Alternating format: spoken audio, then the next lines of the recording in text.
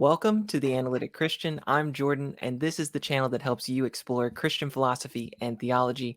I'm so excited about this interview because it's actually going to be a 4-part interview that walks us through the literature at this point on the problem of evil. In this interview, focus just on the logical problem of evil, and in the next one, we'll focus on the evidential. So, starting with the logical problem, let me introduce my guest. He's written this excellent book called The Problem of Evil. His name is Daniel Speak. So, hey there, Dr. Speak. Good to be with you, Jordan. You're going to call me Dan, though, right? I am going to call you Dan. Okay. So, Right. I was very kind of you to let me call you by your first name. Of course. Only my mother calls me Dr. Speak. So, let's go ahead and jump into the book. Okay. So, when you begin this chapter on the logical problem of evil by talking about J.L. Mackie and his argument. So what is Mackie's argument?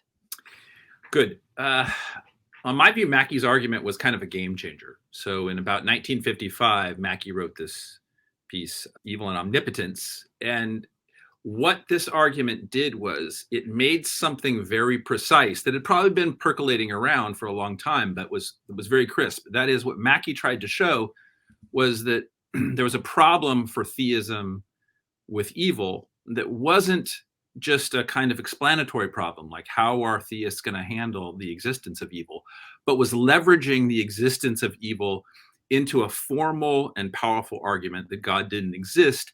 And we call it the logical or deductive problem of evil, because what Mackie thought he was able to show in this argument was that fundamentally the theist who also thinks evil exists is involved in a pretty fundamental kind of contradiction of herself. So that the way he put it was that the only way that the theist could accept the existence of evil and continue to be a theist was to embrace a pretty fundamental kind of irrationality. So the argument is, and here I'm going to turn to the board. This is very Luddite stuff, Jordan. I mean, if I was sophisticated, I'd have slides and what have you, but instead you're getting old school. So Mackie's argument was essentially this. He said, look, take notice of the fact that the theist looks like she's committed to a set of propositions, right? She's committed to the view that God exists. And she's committed to the view that God is omnipotent. We can think a little bit more about the meaning of omnipotent, but broadly, he starts off with a pretty ordinary notion. And the theist is committed to the idea that God is omnibenevolent. Whatever is good, God possesses that and is committed to that, but also that evil exists, right? So then what Mackie's like powerful claim, and it shouldn't be overlooked just how powerful the claim purported to be, was that this set, what we have typically come to call the theistic set, the set of propositions that the theist endorses, Mackie's claim was that set was logically inconsistent, that all four things could not, in principle, be true together. And so the theist was really challenged by this. It's not just that, hey, there's some evidence that theism isn't true. On this view, if the argument goes through, theism is irrational fundamentally because it endorses contradictions. So one way I put it in the book is, it'd be one thing to say, so why don't you believe in the Loch Ness Monster, or why don't you believe in Bigfoot? And our judgment on that is, what I think our judgment on that is, they're not supported by very good evidence, right? You don't have very good evidence that there's a Loch Ness Monster or that there's Bigfoot. But why don't you believe in round squares? Well, the reason you don't believe in round squares isn't because you have too little evidence. It's because the notion of round squares involves logical contradictions. And that's the worst kind of case. And Mackie's big claim is anyone who endorses all four of these is endorsing logical contradictions, and so is as bad as the person who continues to believe in round squares, for example. So that's the sort of wide scope picture of what Mackie's trying to do. How does he get there? Well, here's the intuitive idea. The intuitive idea you can probably see, right? It's that if God exists and God is omnipotent, if God has all power, then God can bring about a world that doesn't have evil, or he can avoid it in various ways. And if God is omnibenevolent and all good, then God would want to bring about such a world. So therefore, if God has the power and he has the motivation, there should be no such evil. So the mere existence of evil is inconsistent with the other three commitments. And so that's the sort of central version of Mackie's argument. Well put. Okay. So the way that a notable theist, Alvin Plantinga, responded was he tried to offer a defense. But before we Yeah. unpack his defense, let's first clarify, what do we even mean by a defense? Yeah, good. This was an important turning point on my view, in philosophical theology when Plantinga started making this distinction. So it helps me to think about a defense like this. I mean, when you're confronted by a certain kind of argument like this one, the theist is confronted by this argument that's claiming that your position is incoherent, that you got this compelling reason to think that God doesn't exist. You can respond to it in two different ways. You can respond to it with a theodicy, and a theodicy will be an effort to try to show you that there are very good reasons for God to allow the world's evils. But a defense is a weaker claim that merely, this is the way I would want to put it for now, and we can nuance it a little bit. A defense is just the claim that the person who's offering this argument hasn't in fact succeeded in making the case they were setting out to make. And to sort of see that difference, it sometimes helps me to think about an ordinary case in a court of law, at least in the United States, right? So suppose, Jordan, he would never do this, but suppose Jordan is being accused of, knocking off a liquor store. Okay. That's not the kind of thing you do, Jordan, right? No, you're not definitely not. Yeah. Okay. Just making sure. Okay. Suppose he's accused in a U.S. court of law of doing that. Well, look, when he goes to court, one of the things that he, at least in U.S. courts, what Jordan might try to do, or at least Jordan's attorneys might try to do, is not necessarily produce all of the evidence showing that Jordan didn't commit the crime. That's not Jordan's burden, since he's the person that's being accused. What his attorneys might just do is try to show that the prosecution has not made its case. And to do that, the prosecution or the defense might not have to do anything to show any positive evidence one way or another about where Jordan was at the time or anything like that. All the defense will have to do is show, look, the prosecution who's accusing Jordan of this has not demonstrated the thing that they needed to demonstrate. So that's the parallel to a defense. Now you can imagine somebody like Jordan, who thinks, well, I don't want to just be innocent under the law. I mean, I want to show you, I want to demonstrate to you, I really didn't do this bad thing. To do that would be more in the spirit of a theodicy, right? So with respect to the issue of the logical problem of evil, what Plantinga did was he said, look, I'm not offering a theodicy. I'm not trying to show you what God's good reasons are for allowing all the evils in the world. All I'm going to try to show you is that Mackie's argument, intuitively powerful as it is, does not in fact succeed in showing what it's intended to show. And what are God's good reasons for allowing evil? He's silent on that. Good. Okay. So you went ahead and answered that next question I had was, what did Plantinga aim to show? And it's really just saying, this argument of Mackie's, I'm going to poke some holes in it, but that's basically the idea of a defense is this argument doesn't work. There's some holes in it. Good. The theodicy is more like, let me mount my own positive argument. Is that the right idea? I think that is the right idea. That's right. So all Plantinga thought he had to show when he addressed Mackie's argument was that, contrary to Mackie's aspirations, he had not shown that the theistic set is logically inconsistent. So that's what Mackie tells us. Mackie tells us he's going to show us that there's a logical inconsistency in the set of things that theist holds. And then Plantinga just says, all I'm going to do is show you he didn't do that, right? He hasn't succeeded in doing that. And that leaves open a lot of questions still. And sometimes I think frustration with Plantinga's response here can be attributed to the fact that people sometimes want more than a defense, which is under certain conditions a reasonable thing to want. But I think it makes sense to see, given his aim was merely at defense. If you want to take up the question at some other point, which I think we might in the 4-part series, if you want to take up the question why we might want more than a defense, so be it. But for now, the defense has a pretty low bar, right? All the defense has to show is, hey, my interlocutor who's offered this argument has not formally succeeded in getting the goal that they aimed for. Right. Okay. So the way you describe it in the book, and I thought this was very helpful breaking it down this way, you basically say, hey, Plantinga's free will defense can be broken down into 2 stages. So why don't you tell us what those 2 stages are, and then we're going to unpack each one.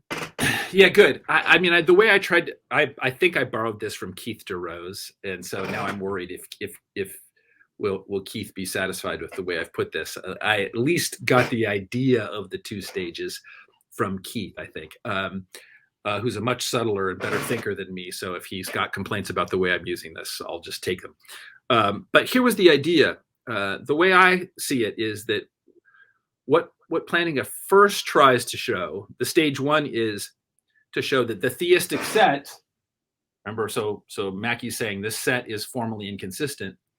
The first step in the defense for Plantinga is to show that, in fact, Mackie has not done that.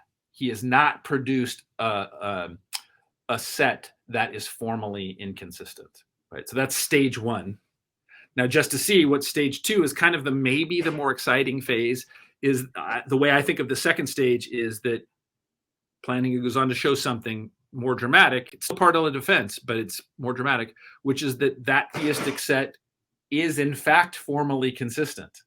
Okay, so hear that difference, right? First stage is Mackie hasn't shown that this set is formally inconsistent. Second stage, positive case, whoa, no, in fact, this set is formally consistent. And how he does that, I suppose, is probably where we're headed next. Okay, so let's start with stage 1. Yeah. Walk us through the dialectic here of stage 1. Yeah. Okay, so Mackie's telling us the set is formally inconsistent. Plantinga's first step in the strategy is to say, wait, hold on. I don't think he's shown that it's formally inconsistent, which isn't to say it might not be, right? Maybe it is formally inconsistent, but he doesn't think yet that Mackie has shown it. Why not? Well, one thing to see right away is there's no, initial thing to take notice of is that Mackie himself sort of realizes that just put like this, the formal inconsistency is not obvious. In order to get the formal inconsistency, Mackie says, well, look, I actually need some, he calls them adjunct principles, or sometimes he calls them quasi-logical rules that link up omnipotence and omnibenevolence in a certain way, right? So here are the quasi-logical rules that Mackie himself says I need. So he says about omnipotence, I need you to accept this too, that an omnipotent being, right? Sorry, I'm going to put it like this: that there are, the way he puts it is that there are no limits on what an omnipotent being can do. Okay, so that's one of his quasi-logical rules. Now, look, he has to nuance this shortly, right? So no limits, but look, almost everybody in theistic traditions has thought, I say almost everyone, maybe not Descartes, but almost everybody else in theistic traditions has thought, well, there are some limits on what omnipotent beings can do, namely logical ones, right? So an omnipotent being can do everything that's logically possible, but not necessarily everything simplicator. And Mackie comes around to accepting that when in his essay. He starts off though by treating, I just want to note, like, this is, I don't know if Mackie's being fishy here or not, but I'm gonna call it out anyways, just so that you can see. he kind of treats it like he's handing it back to the theist. Like the way Mackie in his essay treats it is like, well, theists think that there are no logical limits, so I guess I'll let them have that there are no logical limits. So I'll reconfigure this so that what I mean by no limits is there are no logical limits. And he sort of treats it like he's handing this back to the theist, but kind of, right. And here I just want to take note of a point. This is kind of a meta point, but he's not really giving the theist something, out of the goodness of his heart. Just notice something. If there were no logical limits on divine power, that is, if you're one of those people who thinks with Descartes that God can do the logically impossible, if you thought that, Mackie's argument goes away. There's no difficult problem if God has unlimited power, even with respect to the laws of logic. And here you can see why it's like this. What's supposed to be bad about the conclusion of Mackie's argument? Well, it shows that, look, the theist has to believe things that are contradictions. What's bad about believing contradictions? Well, it's believing things that can't possibly be true, right? So you're believing necessary falsehoods if you believe contradictions. But now suppose you let the theist have the view that there are no limits at all on divine power. Well, then here's the thing God can do: make contradictions true, right? And so now when Mackie produces his argument that's supposed to show us, look, in order for the theist to believe 1 through 4, they'll have to believe contradictions. Any theist who thinks that God's got the power to make contradictions true will be like, cool, so what? So I have to believe contradictions, but I think my God's able to make contradictions true, so your argument has no power for me. So I only bring that out to note this quasi-logical rule that he attaches to this second claim about omnipotence. It's, on my view, a perfectly acceptable thing, and it is something that the tradition generally accepts, but it's not a gift to the theist. It's actually a thing he absolutely needs for his argument to have force. Okay, so that's one helpful, thing to yeah. see about the first quasi-logical rule. Right? The second one's the one I want to pay attention to with respect to our question here about how Plantinga executes the first step in his first stage, and that's to think about the omnibenevolence claim. Here, the quasi-logical rule that Mackie endorses is this, that a good thing eliminates evil as far as it can.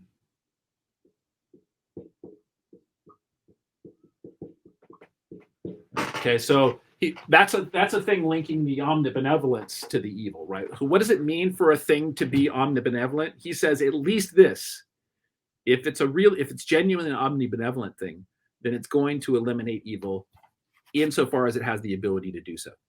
Okay, and now we can start to see what's going on in stage 1 for Plantinga. So he wants to try to show that the set has not been shown to be formally inconsistent by Mackie's argument. And the first thing he notes about this is, look, what would it take for this set to be formally inconsistent? Well, there would have to be a contradiction among the things that meet two conditions. They're either necessary truths, because everybody's got to accept necessary truths, or among the propositions that the theist has to accept in virtue of being a theist, right? And so these are all things like that, right? It looks like the theist has to accept the existence of God, that God's omnibenevolent, that God's omnipotent, and at least it looks like the theist has to accept that evil exists, or at least the theists of the traditions we're considering. Okay, so now what Plantinga is saying is, do we have can we make a set of propositions that the theist has to accept, or are necessary truths that entail the contradiction? And he looks at this quasi-logical rule and he notes, well, look, it's not clear that the theist certainly doesn't have to accept this one. And the reason the theist doesn't have to accept that one is because that claim is clearly false, right? So consider the claim, a good thing eliminates evil as far as it can. Plantinga rightly points out the theist doesn't have to accept that because it's false, right? Why is it false? Well, consider Jordan has a headache right now. That's a bad thing. I mean, you don't have a headache right now, do you? No, fortunately. Okay, good. I'm glad. I don't want you to have one. But even if you did, okay, that would be a bad thing. And then you say, well, if a thing's good, then it eliminates an evil as far as it can. And you see, well, wait, if I were there, I'm not there, but if I were there, one way I could try to eliminate Jordan's headache is, I could crush his skull with something. And presumably, if I really crushed your skull, the headache would be gone, right? But it's no sign of my goodness that I would do that, right? So even though I have the power to eliminate an evil thing, a headache, it's not true that being good means I always eliminate the bad thing as far as I'm able. And what's the thing you want to add? Well, no, what a good thing does is it eliminates evil as far as it can, provided that in doing so, it doesn't make things worse, right? So that's the thing that would, if I just crushed your head, or I think Plantinga uses the case of cutting your head off. If I just did that, of course, I'd eliminate the evil thing, but by making things worse. So we would need to change this principle to something we could accept, which is a good thing, eliminates evil as far as it can, provided it doesn't make things worse. And then it doesn't look like that principle does quite the same work in the argument in order to show that there's a formal inconsistency. And then the way that this comes to a conclusion is, well, look, it turns out that in order to make these four propositions inconsistent with one another, they'd have to be included in this set a fifth premise that is something like this: God has no good reason for allowing evil. And of course, I think we can see that if 1 through 5 is true, there probably is a formal inconsistency in the set of claims. But then here's the thought, right? Is 5 a proposition that the theist, is either a necessary truth or a proposition the theist has to accept merely in virtue of being a theist? And there the answer is pretty clearly no.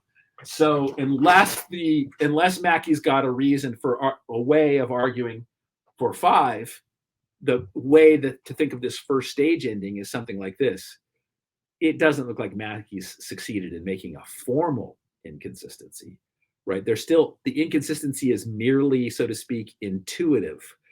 And when you see what it looks like Mackie would have to do to make it a formal inconsistency, it's pretty tempting to say that's hard slog. That's a long way to go, right? So that's the way I think of the first stage occurring, such that now where we stand is what Plantinga thinks he's shown is that the formal inconsistency, at least in Mackie's argument, hasn't yet been demonstrated, and probably it's going to be hard to do. So the way that Mackie thinks of omnibenevolence, it's strictly false. The way that he's thinking about omnibenevolence, yeah, we have to modify that. Yeah. And once you modify it, then you see, okay, so really now once you've modified it to get this formal inconsistency, you have to add this fifth proposition now to show that there's an inconsistency. But that fifth proposition, it's not at all obvious that that's something the theist has to accept, because it's not a necessary truth. Not necessary truth. Right. Not essential to theism. Okay. Right? It's not like if you didn't have it, it wouldn't count as theism. Right. Very nicely put, Jordan. I mean, and the way to see that is once you give up the idea that a good thing eliminates evil as far as it can, and instead you have a good thing eliminates evil as far as it can, provided it doesn't bring about something worse, you start to see, well, look, part of the explanation, this is going to get to his positive case, but part of the explanation for why there could be evil in the world is because God has a good reason for allowing it, and he can't avoid it if he's going to bring about the things he wants, right? And since a good thing doesn't eliminate evil as far as it can, but it eliminates evil as far as it can, provided it doesn't make things worse, the idea that not doing something might make things worse builds in the idea that, oh, I see, we're probably getting, I'm eliding some argument, but I do think it gets to something like the conclusion, like the only way to really get the set to look formally inconsistent would be for you to have provided a decisive reason for thinking God couldn't have a good reason for allowing the evils the world contains. Okay, so now this brings us to stage 2. Yeah. So walk us through the steps here that Plantinga does in stage 2. How does this second positive case goes. So the way I see it is that now in the second stage, once Plantinga takes himself to have shown, look, Mackie hasn't shown the formal inconsistency of the theistic set, and it's going to be hard to do. Now, watch me. Now I'm going to actually try to show you that the set is formally consistent, that they all four of the first things, we can ignore this now since this was part of the first stage. All four of those things can be true together. And Plantinga's strategy here is a kind of subtle one. What he says is, here's what I'm going to do. I'm going to produce another proposition that is consistent with theism, and that when you add it to this set, when you add it to 1, 2, 3, and 4, it entails that evil exists. So it's a proposition the theist can accept, and it entails that evil exists. And he says, look, if I produce that, then I have shown you that the set is formally consistent. That is, there is a possible way for all of the propositions of the theistic set to be true together. And then what's the proposition? Well, this is why it's called the free will defense, is that Plantinga says that proposition, in the book I call it C. Why do I call it C? I don't even remember why I call it C in the book. But anyways, that proposition is basically this. The proposition is that free will is extremely valuable.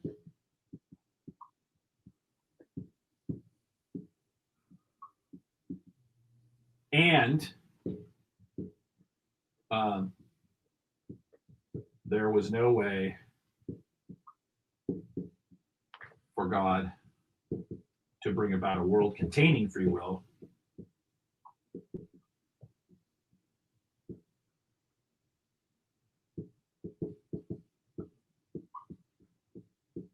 without also allowing evil.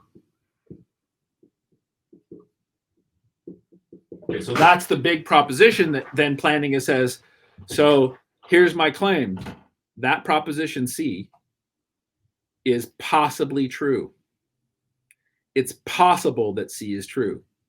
But now notice, if that's possibly true, then if you add C to 1, 2, and 3, you get the conclusion that evil exists, which is to say, if it's possibly true, then there's a way for all 1, 2, 3, and 4 to be true together at the same time.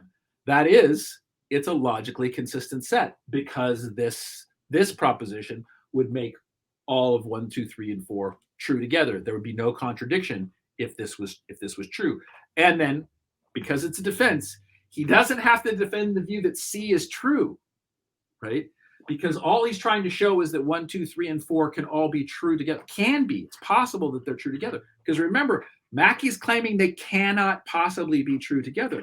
So all Plantinga wants to show now is, look, this set is formally consistent if C is possibly true, right? If C is possibly true, then bulk of the work then is to show that C is possibly true.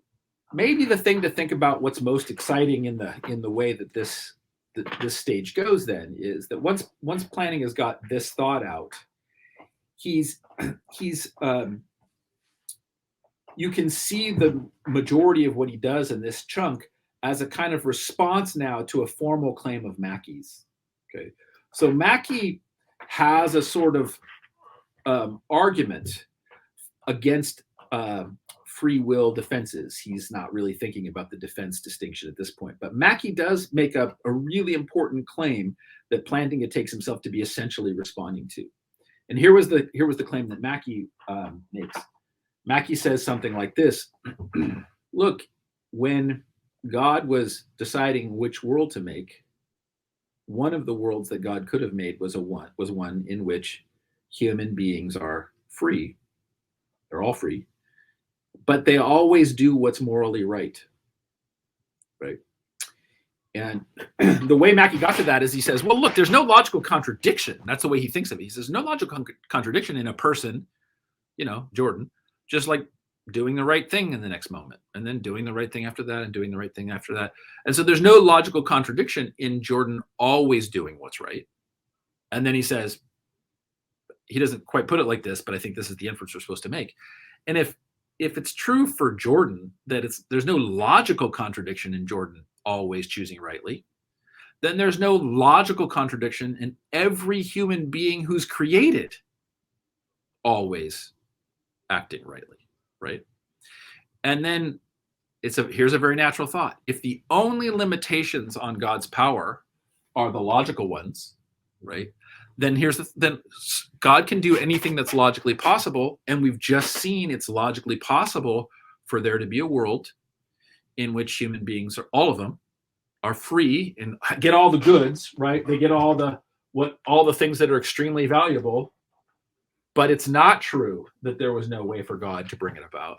That is, since it's a logically possible world and the only limitations on God are logical limits, God should be able to bring it about. Okay, that's a very powerful, intuitive thought that animates the sort of central core of Plantinga's second stage. He has to respond to that, and he responds to it by claiming that when Mackie asserts that is, when Mackie asserts that God could bring about any possible world, as long as it's a possible world, as long as it's really a possibility, then God could bring it about.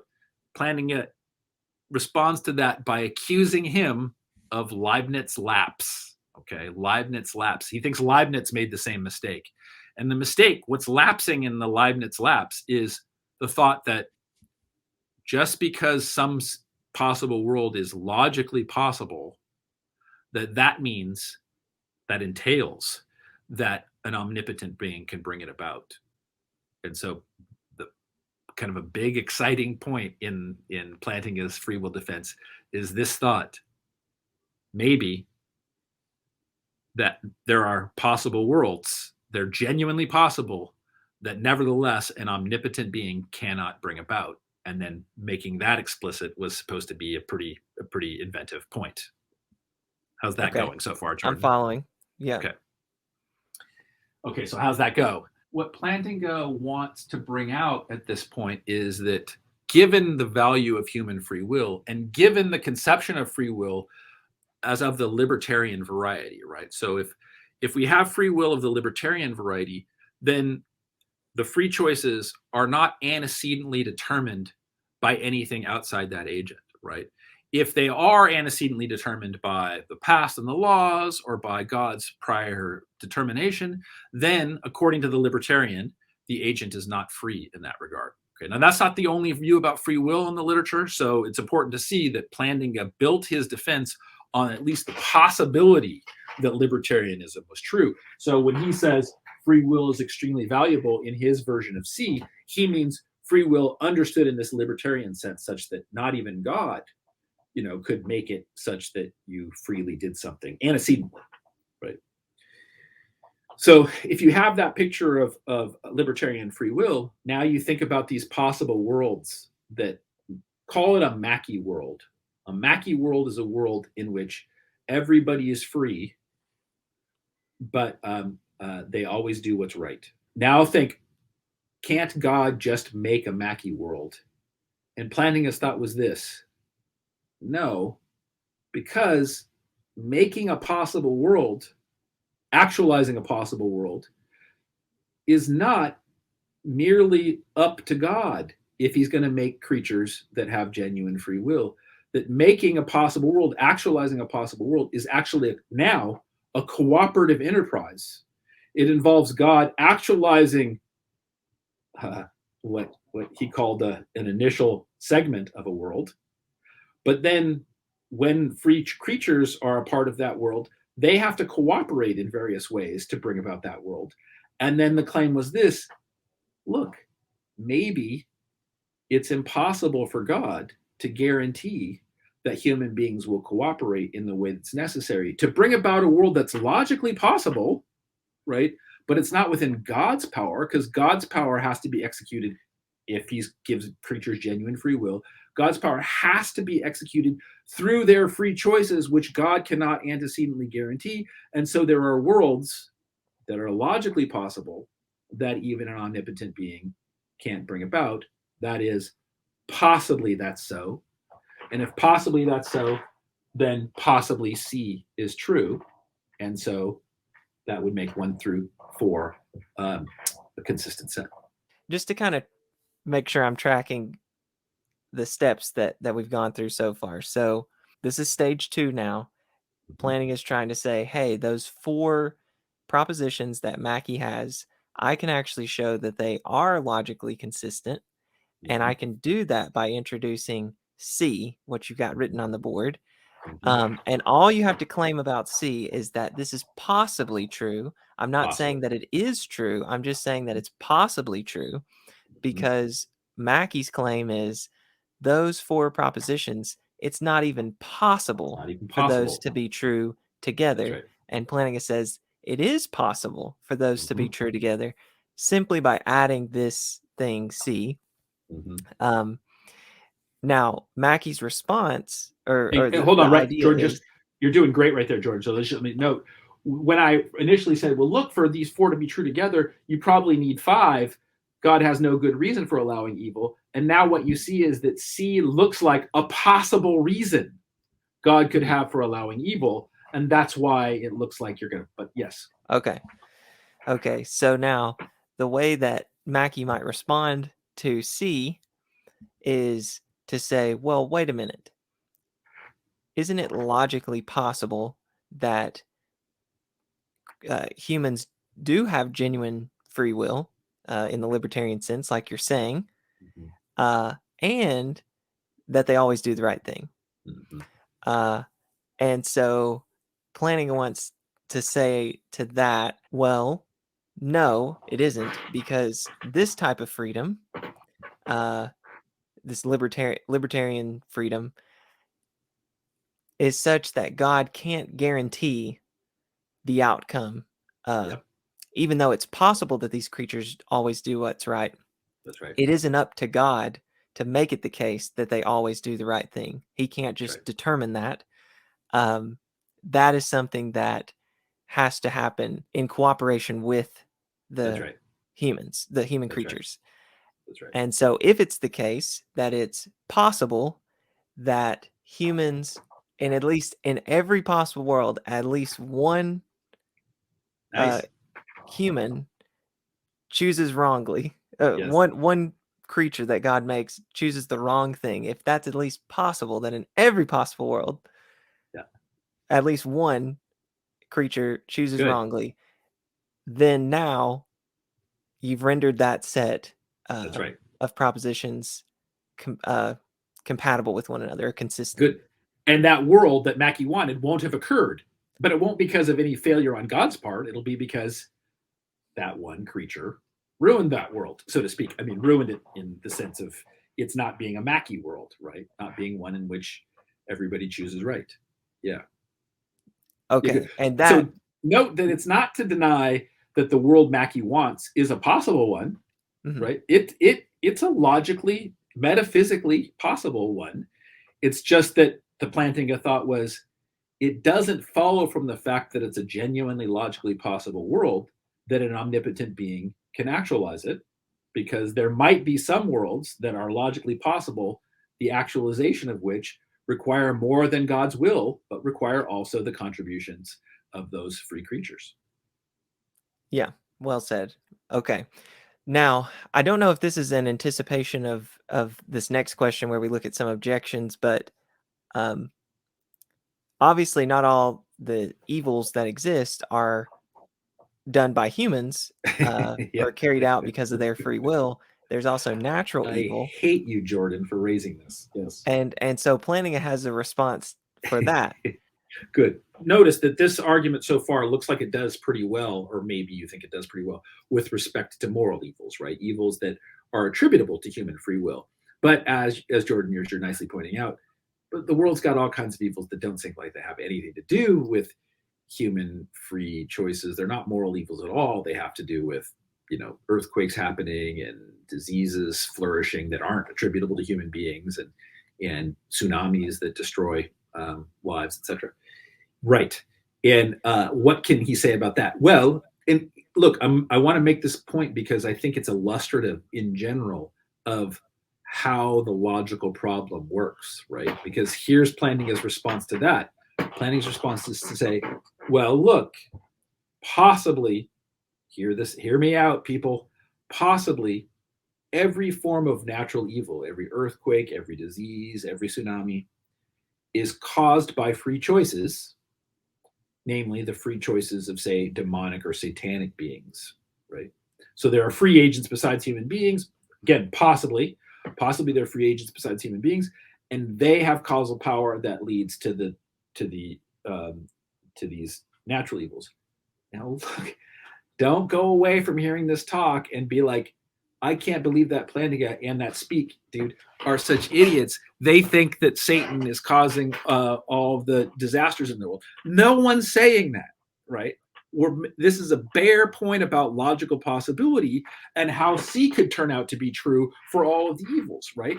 And I think that's illustrative so that you still get the coherence of the set by way of admittedly a crazy idea that no one's endorsing in its unmodalized form. No one thinks, no sane person is thinking that all the evils in the world are naturally being caused by Satan and his demons. But when you see that it's possibly so, then you can see how it could be true even for all the evils that include those things, right? And how 1 through 4 could be true together. And it's Mackie who's telling us it's impossible. So the bare possibility is all that Plantinga needs at that point. And so don't get mad at him. Get mad at Mackie. Okay. Yeah, and I think that's important because this is a defense. Right. If you were mounting a theodicy, then you want to have very plausible. That's right. Yeah. But plausible scenarios, plausible reasons. That's but right. When it's just a defense, you're not trying to offer these plausible reasons. You're just trying to give possible reasons. That's right. That's right. Okay. Well said. What are some objections that were raised to Plantinga's free will defense? Yeah, good. Well, I mean, you can see that one of the deep ones. There was a hint of this in Mackie's original essay. In Mackie's original essay, he says at one point when he's thinking about the free will, what he calls the free will solution to the problem of evil, he says something like this: well, I think the solution is largely unsatisfied because of the incoherent notion of free will that it employs. And then he says, but set that aside, I'm going to raise this other objection, where he raised the Mackie world objection, what I'm calling the Mackie world objection. Now, look, if you're going to tell us that you've got an argument that the notion of free will that the theist is deploying here is incoherent, you should probably give us that argument. But he doesn't. He just tells us he thinks that, but then goes on. But it at least hints at a problem that some people have raised. Look, in order for C to be true, the libertarian view about free will that we were just describing has to be at least logically coherent, right? It has to be strictly possible in a broadly metaphysical, broadly logical way. So if you did think you had good reasons for thinking that the libertarian conception was not just implausible, right, but you thought it was actually logically incoherent, then the defense would be pretty straightforwardly defeated, because you couldn't get the inconsistency that Plantinga needs from it.